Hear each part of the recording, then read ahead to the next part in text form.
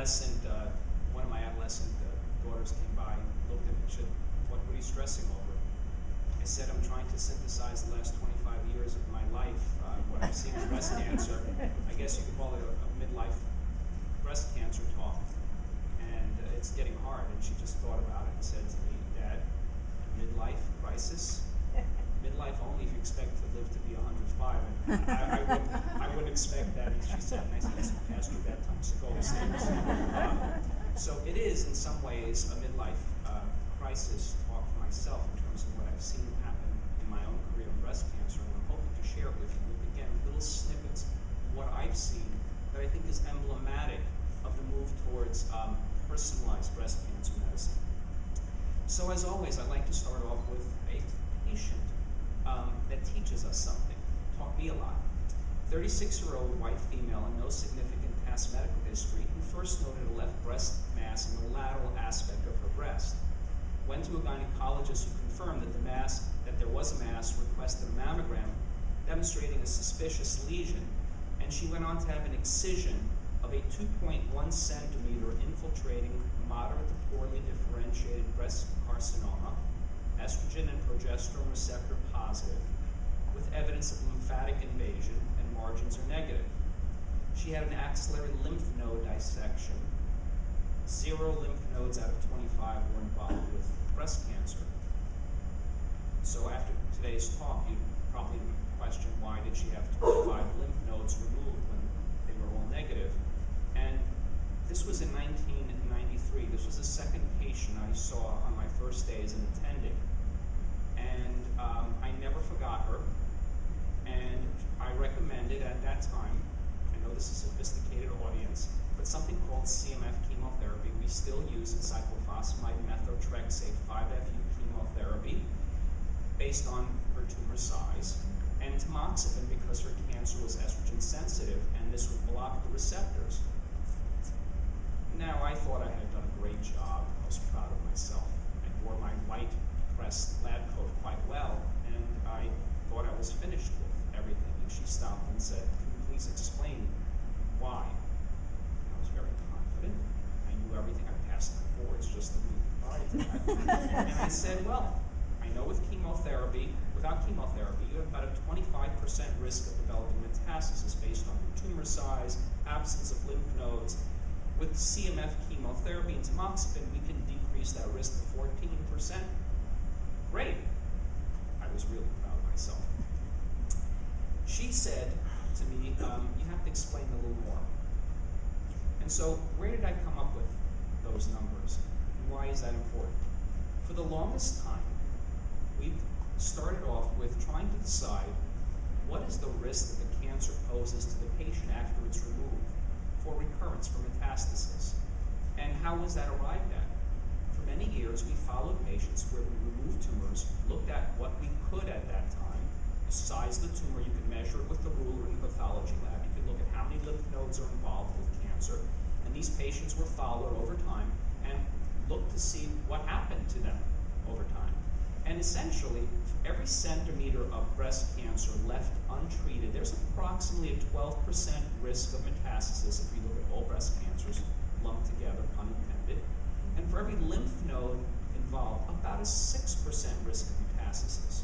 So if you look at the summary down below, based on this patient, you summarize, you summate the two together, and you get about 25% risk of metastasis. And that's how, and perhaps even till today, how we look at a patient and make that assessment. And that's important because that's where we begin assessing the risk and therefore making decisions on what to do to lower that risk. Well, again, how do we treat these patients to lower that risk? We begin with an evaluation. What is that risk? And is it enough to warrant therapy?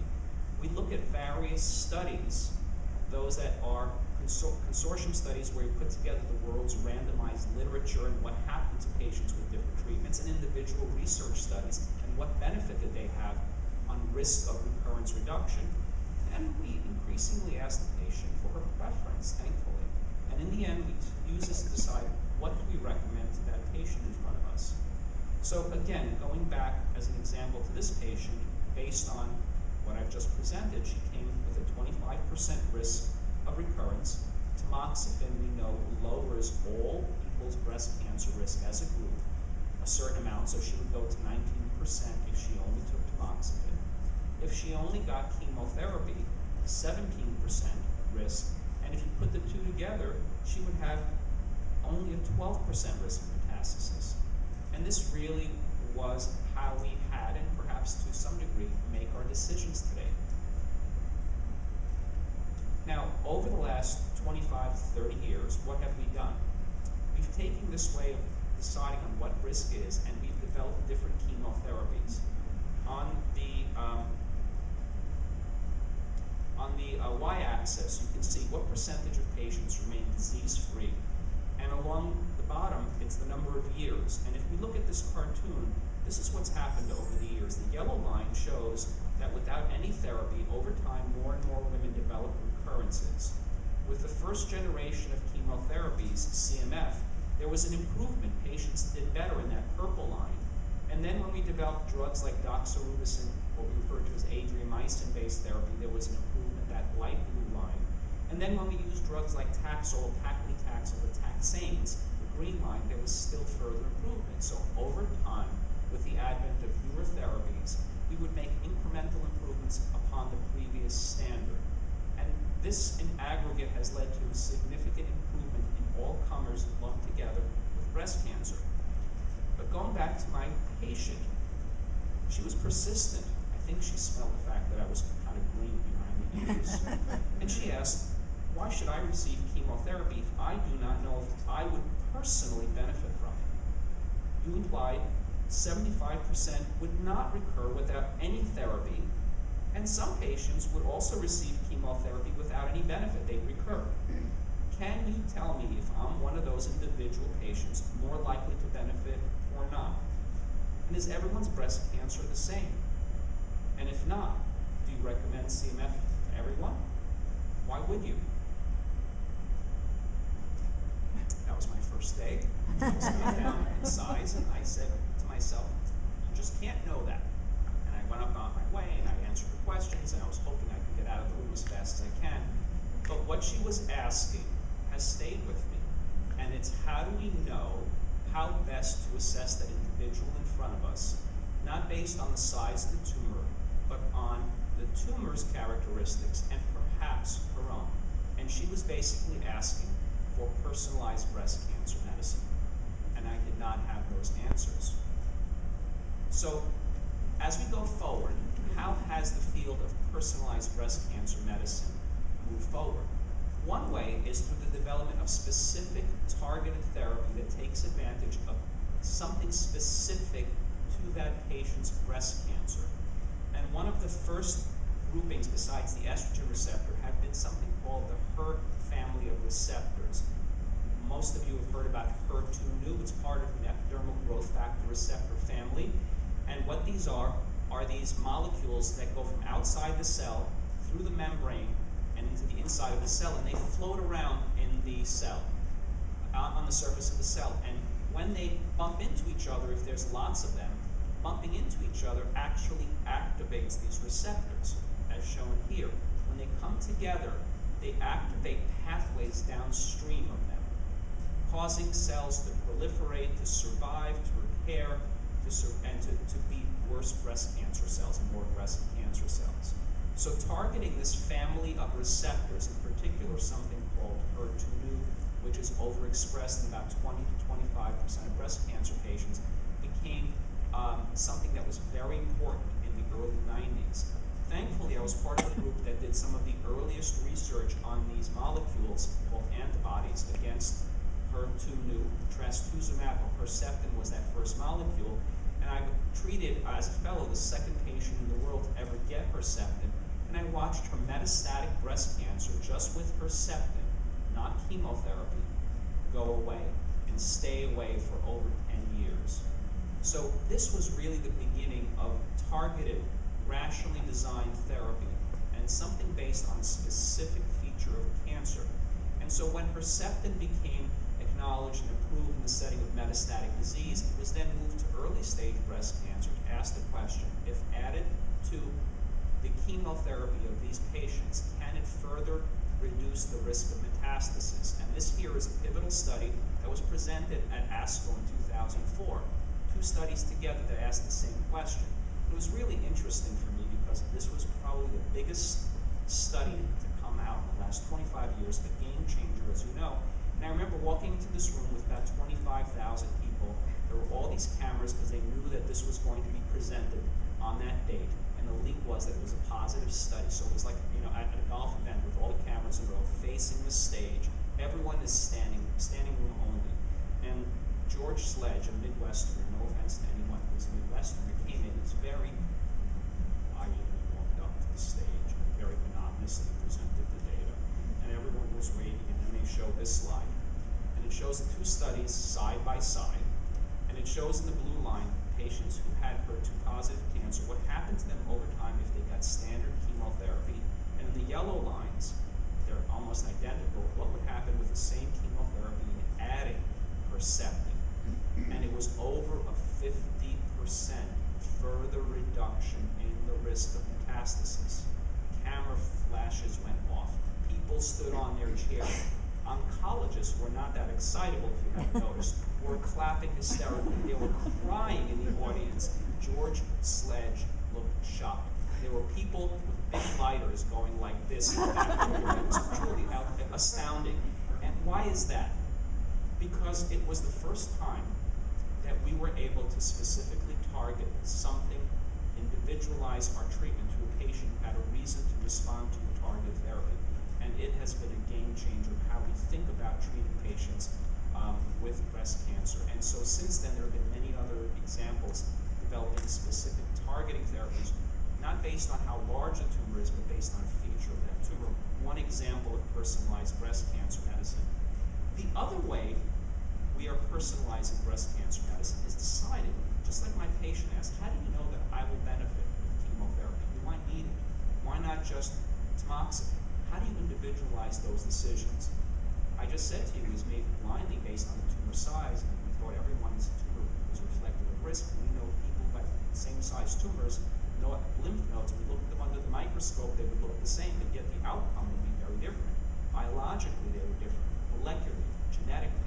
And so this was a hard thing to do back in 1993, but over time we've learned a lot about the molecular biology of breast cancer. We've learned about genes that drive the behaviors.